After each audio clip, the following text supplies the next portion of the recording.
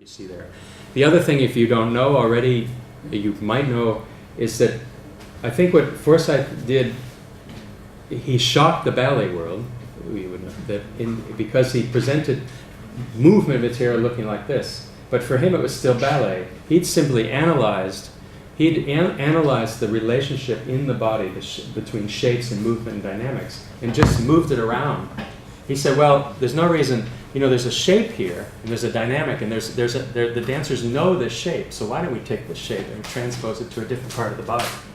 And that's what started him. And it's interesting that people think, well, he fragmented the ballet body and kind of fractured it and made it look discoordinated, but he just moved its internal dynamics and its internal relationships around the body, which sounds it also sounds quite interesting. That is a way of exploring what the capacity is. But you get a different kind of body. So again, if you came along with me on the idea that Trisha Brown's cube produced a certain kind of body, maybe you can come along with me in thinking, well, this is a strong concept, an idea of movement relationships which are practiced. So not repeated as they are in a sort of set traditional training course, but are practiced like this, produce very different kinds of bodies.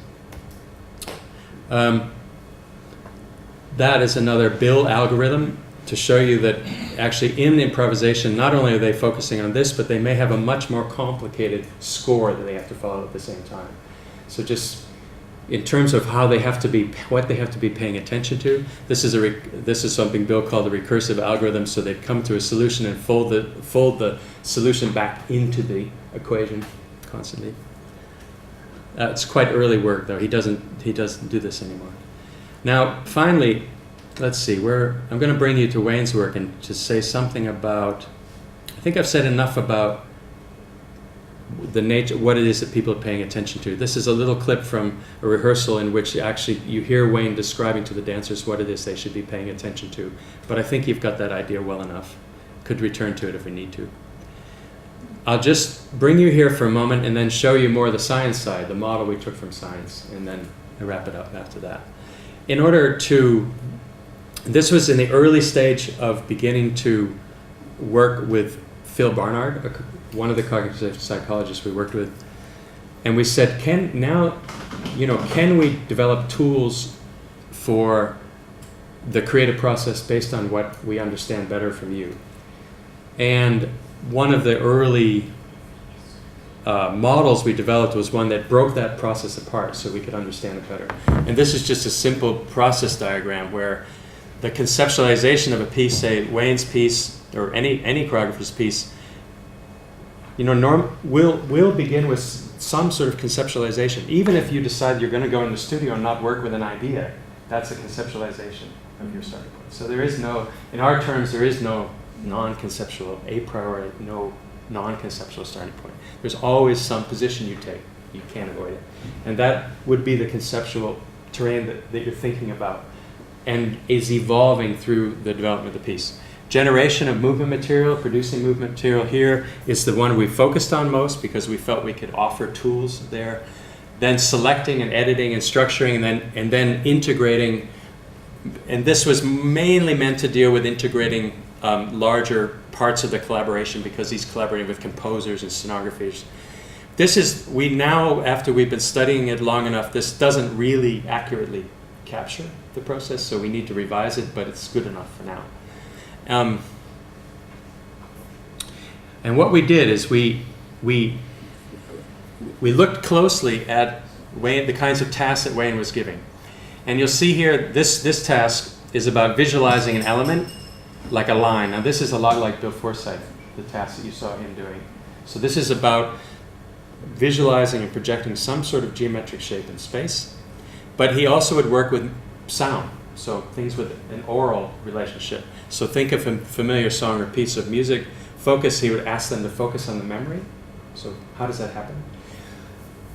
The third one being selecting words, so really things with strong semantic relationships. Now the thing that Wayne would give these tasks to the company, and they would produce movement material. They could do it very well, and he would select movement material, and they could tell you a bit about what was happening.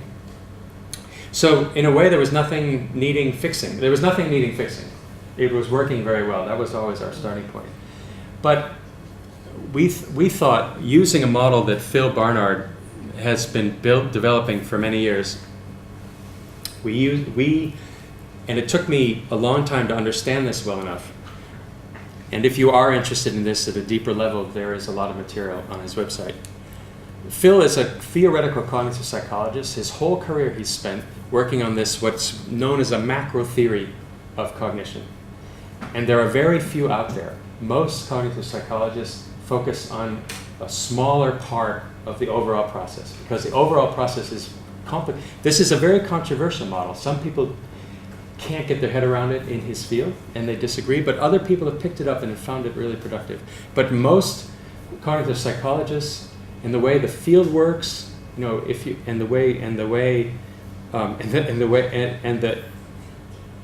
they will focus, say, on the relation between language and emotion.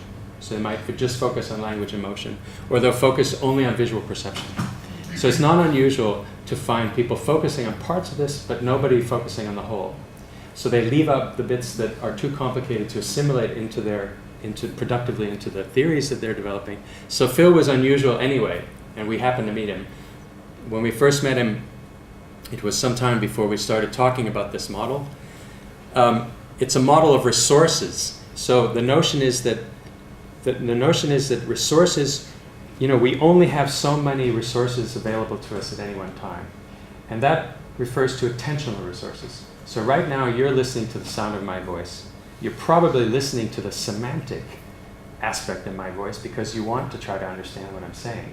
But if you change the focus of your attention a little bit, you could focus on if there's a hiss, you could focus on the oral qualities of my voice, which should mean, if you really focus on how my voice sounds in terms of its sonic envelope, its sound properties, you probably lose a little touch of what it is that I'm saying, you know, about my father or my, you know, some kind of nonsense thing, just testing to see if you lost touch with that. In other words, you get the idea. You use attentional resources in such a way that you can't focus on more. Within his model, in fact, you can't focus on any more than one thing at a time.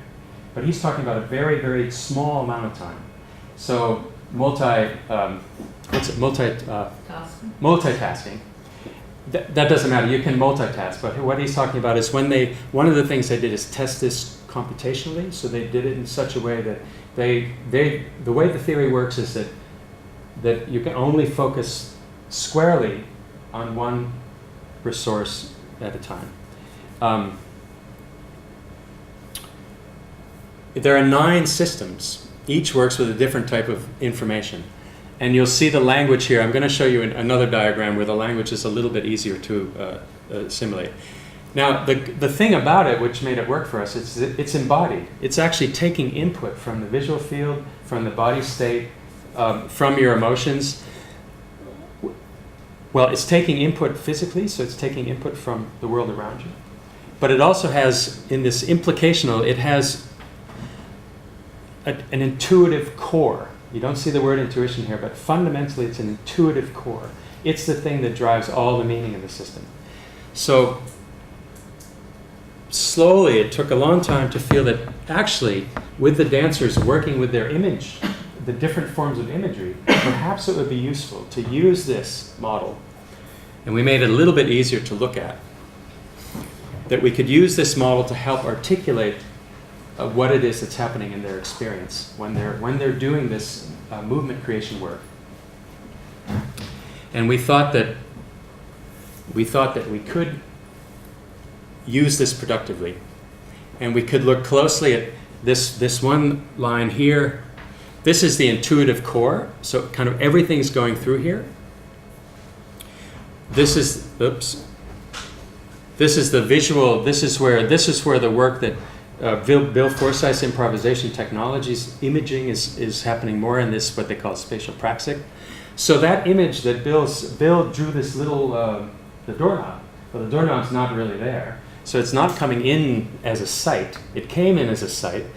It's just like if I decide to work with that speaker on the wall, I can look at that speaker and I can turn around and I can visualize the shape of that speaker, bring it up close to me here, and start working with it as material there. And so I remove it from the site and I bring it into where it's internally generated. So for me to work with that speaker right here in front of me, and there's a little circle here, I think, where the speaker part is. I have to generate that internally. If I don't work at generating that image here, it just disappears. It's the same if you look at me and you close your eyes. If you look at me and close your eyes, you can still see me here. But to continually reproduce an image of me and the color of my shirt and my sweater and things, you have to work at that. So it's internal work. So all of this is happening internally, and this is more the voice. So the kind of thing you could imagine, voices in your head. So maybe the sound of your mother calling you, that would be something with an emotional association. What's interesting about that, if the more meaning it might have for you personally, it's quite likely that it draws on this intuitive core. So you have this weird way, you have this interesting way of of saying, well, we can trigger into that intuitive core by using meaning, by using things that you would suppose to have meaning, like Wayne's.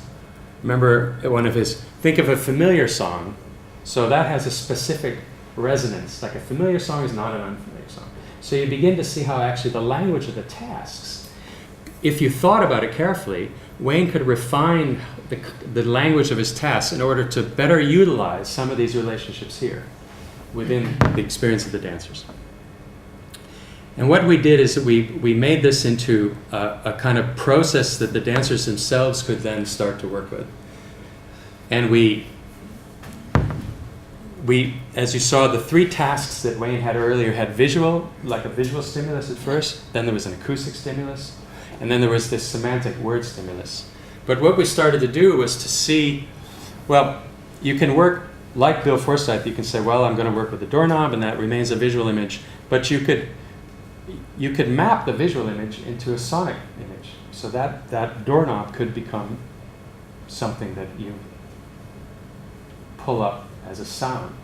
So you could, it's just in your imagination. So you could, but it maybe another visual image is more effective for transposing that or translating that into a sonic image that you would then work with as a sonic image. So you let the visual image recede and you foreground some kind of sonic image in your mind. And we gave them a number of exercises and asked them to work through this process and then talk to each other about how they solved some of the problems they had. And one of the things it did immediately was to help us. They would often report that when they did the task before, they got stuck. So they were moving. I have nothing. I can't. Nothing's occurring to me. It's frustrating. I feel like I'm moving the same way every time. Well, one of the things we were able to do is say, well, actually, your habitual movement comes from, that's who you are. That's your deep internal core. So, in fact, we want to resource that. We actually want to resource your background, the history of all of the moving you've ever done. Yes, we want to have something novel or maybe different on top of that, but in fact, that's also very important. So we don't want to discount that. So it's not about simply that. And if you have a thought that you are frustrated because you can't break a movement habit, you're spending more time paying attention to the frustration than you are to simply working through the process. So that may not sound, that sounds kind of obvious, but it was fundamentally productive in terms of just getting them to shift into just making work, making material.